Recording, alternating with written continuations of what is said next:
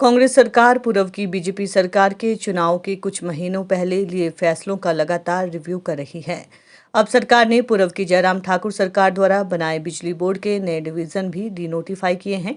सरकार के इन तमाम निर्णयों के खिलाफ बीजेपी मुखर हो गई है। विपक्ष ने सरकार को इन निर्णयों को पुनः विचार करने के लिए कहा है और चेतावनी दी है कि अगर ऐसा नहीं होता है तो भाजपा सड़क से लेकर सदन तक इसका विरोध करेगी। भाजपा के मुख्य प्रवक्ता व विधायक रणधीर शर्मा ने शिमला में कहा कि कांग्रेस की नई नवेली सरकार ने 10 दिन में एक भी निर्णय जनहित में नहीं लिया है। अभी तक एक भी चुनाव वायदे की शुरुआत नहीं हो पाई।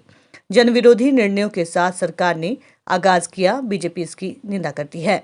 उन्होंने कहा कि पूर्व की बीजेपी सरकार ने जनता के हित में अनेक निर्णय लिए, लेकिन अब की सरकार अपना कैबिनेट तक नहीं बना पाई है। मुख्यमंत्री उप मुख्यमंत्री बनते ही 1 अप्रैल 2022 के बाद के निर्णयों को रिव्यू कर कई संस्थानों को डीनोटिफाई करने का काम किया है। ये तर्कसंगत नहीं है। तुगलकी फरमान सुनाते हुए बिजली बोर्ड के अनेक संस्थान डीनोटिफाई किए हैं। शिवा प्रोजेक्ट के धर्मपुर कार्यालय को भी बंद किया है। सरकार निर्णयों पर पुनर्विचार करे, अन्यथा बीजेपी सड़क से सदन तक सरकार का विरोध कर इन संस्थानों को पुनः खोलने के लिए बाध्य करेगी। उन्होंने कहा कि सीमेंट कंपनियों की तालाबंदी होगी। सरकार ने समस्या के समाधान के लिए कोई प्रयास नहीं किया। हजारों लोगों पर रोजगार संकट खड़ा हो गया, लेकिन सरकार दिल्ली राजधानी के सैर सपाटे में व्यस्त है।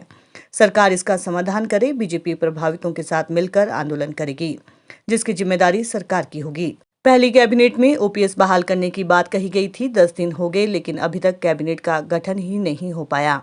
इस सरकार ने कर्मचारियों के साथ भद्दा मजाक किया है। 1500 रुपए प्रतिमाह देने की बात कही, लेकिन अब पहले आर्थिक संसाधन खड़े करने की बात कह रहे हैं। मुख्यमंत्री व उप मुख्यमंत्री के बयानों में विरोधाभास है। इससे इनकी कार्यप्रणाली का अंदाजा लगाया जा सकता है।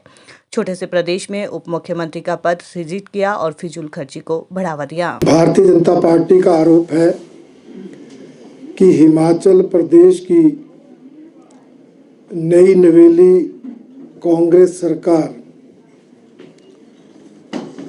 प्रदेश की जनता की समस्याओं को समाधान करने की बजाय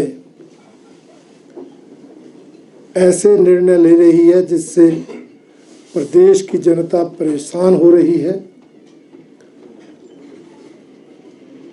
10 दिन के लगभग का समय सरकार को बने हो गया, कोई एक निर्णय भी अभी तक जनहित में नहीं लिया गया और जनविरोधी निर्णय लेने सरकार ने शुरू कर दिए। यहाँ तक कि चुनावी वायदों को पूरा करने की शुरुआत भी अभी तक इस कांग्रेस सरकार ने नहीं की, जो सत्ता में आने के बाद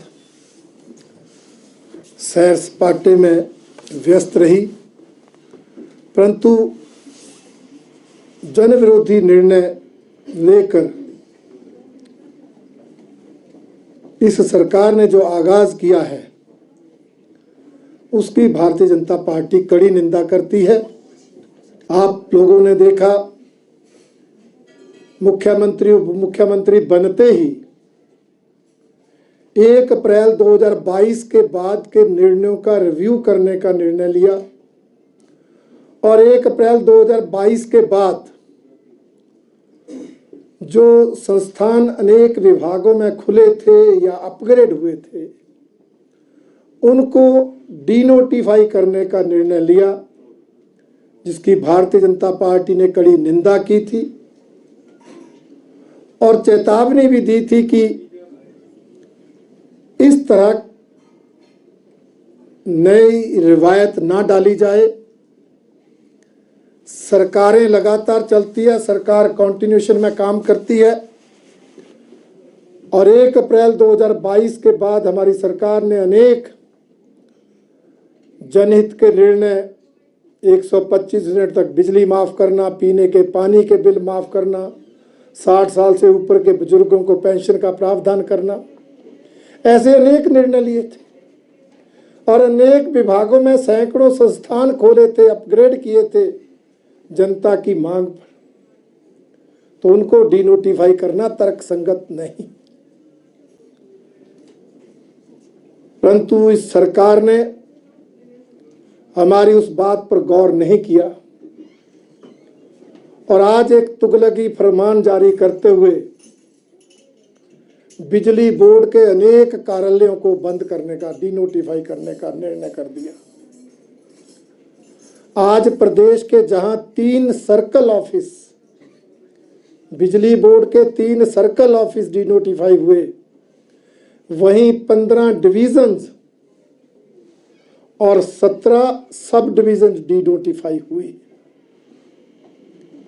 एक ही निर्णय से ये 32-33 संस्थान डिनोटिफाई करना ये तानाशाही पूर्ण निर्णय है, जिसकी भारतीय जनता पार्टी निंदा करती। बागवानी विभाग और जल शक्ति विभाग के संयुक्त तत्वाधान में चल रहे शिवा प्रोजेक्ट के धर्मपुर में स्थित सेंटर फॉर एक्सेलेंस ऑफिस को भी डिनोटिफाई कर दिया। इस तरह ये जनविरोधी निर्णय लेकर सरकार ने अपने कामकाज का आगाज किया। भारतीय जनता पार्टी ने चेतावनी दी थी और आज मैं फिर इस प्रेस वार्ता के माध्यम से कहना चाहूंगा, सरकार इस निर्णय पर पुनर्विचार करे, अन्यथा भारतीय जनता पार्टी, जिसे हिमाचल की जनता ने विपक्ष का दायित्व सौंपा है, उस दायित्व का निर्वहन करते हुए सड़क और सदन दोनों में सरकार का खुल्लम खुल्ला विरोध करेंगे और इन सभी संस्थानों को दोबारा खुलाने के लिए भारतीय जनता पार्टी पुरजोर कोशिश करेगी। सरकार ने हमारे बिलासपुर जिला में जो बरमाणा स्थित एसीसी सीमेंट कंपनी, सोलन जिला में अंबुजा सीमेंट कंपनी दालडा घाट में, दोनों की तालाबंदी हो गई, जिसके कारण दोनों जिलों के हजारों परिवारों पर उनकी रोटी रोजी पर तलवार लटक गई। परंतु इस सरकार ने उस समस्या के समाधान के लिए कोई कदम नहीं उठाया, कोई प्रयास नहीं किया। सरकार दिल्ली, राजस्थान घूमती रही, हमारे ट्रांसपोर्टर, कर्मचारी, मजदूर सड़कों पर है, परंतु हमारी ये सरकार इस दृष्टि से कोई कदम नहीं उठा रही है, जिसकी भी भारतीय जनता पार्टी निंदा करती है। और इस तालाबंदी से प्रभावित हुए ट्रांसपोर्टर्स, उन फैक्ट्रियों में काम करने वाले कर्मचारी, मजदूर और इस सीमेंट ढुलाई के मामले से अप्रत्यक्ष रूप से जुड़े सभी लोगों के साथ खड़ी है और सरकार से आग्रह है कि वो मध्यस्थता करे, तुरंत समस्या का समाधान करे